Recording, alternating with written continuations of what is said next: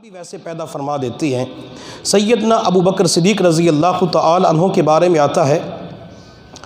انہوں نے 16 سال کی عمر میں ایک خواب دیکھا۔ خواب کے اندر سیدنا صدیق اکبر رضی اللہ تعالی عنہ دیکھتے ہیں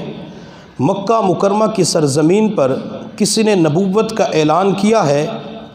اور سب سے پہلے ان کے ہاتھ پر جو ایمان قبول کرنے والے ہیں اس کا نام ابو بکر ہے۔ ابو بکر صبح کے وقت بیدار ہوئے، کسی راہب سے اس کی تعبیر پوچھی تو راہب نے بتلایا، بیٹا مکہ مکرمہ کی سرزمین پر جو آخری نبی نبوت کا اعلان کریں گے ان کے ہاتھ پر اسلام قبول کرنے والا بیٹا ابو بکر تو ہے۔ اب 16 سال کی عمر میں ابو بکر نے یہ خواب دیکھا۔ حضور صلی اللہ علیہ وسلم کو میرے اللہ نے 40 سال کی عمر میں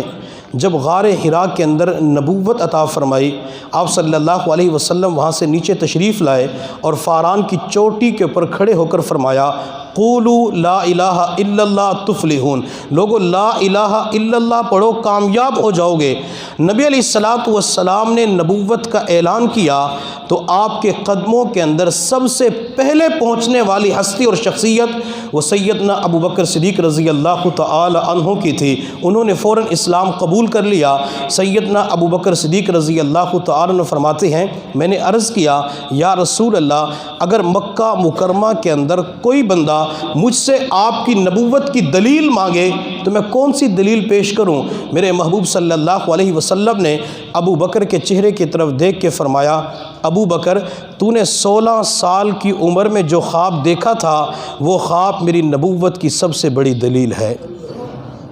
ابو بکر تو نے جو خواب دیکھا تھا جوانی کے اندر، ابتدائے جوانی میں،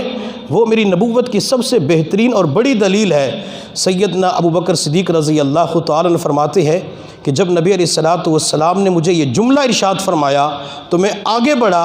اور نبی علیہ السلام کے سینے مبارک سے چمٹ گیا۔ میں نے معانقہ کیا، اور ابو بکر رضی اللہ تعالی عنہ ایک بات اور بھی عرض کرتے ہیں کہ جب میں نے نبی علیہ السلام سے معانقہ کیا، آپ کے سینے کے ساتھ چمٹ گیا، میرے دل نے آپ کی محبت کے اندر جوش مارا اور میں نے آگے بڑھ کر آپ کی مبارک پیشانی کا بوسہ لے لیا۔ میں نے مبارک پیشانی کا بھی بوسہ لیا اور اس کے ساتھ آپ کے ہاتھ مبارک کا بوسہ بھی لے لیا۔ اب سیدنا ابو بکر صدیق رضی اللہ تعالی عنہ 16 سال کی عمر ہے، اللہ تعالیٰ یہ چاہتے ہیں کہ ابو بکر میرا مقبول بندہ بن جائے، میرے مقبول بندوں کے اندر ابو بکر کا شمار ہو جائے، تو اللہ تعالیٰ نے حالات ہی ایسے پیدا کر دیے تھے کہ ابو بکر رضی اللہ تعالی عنہ سب سے پہلے ایمان قبول کر لیتے ہیں۔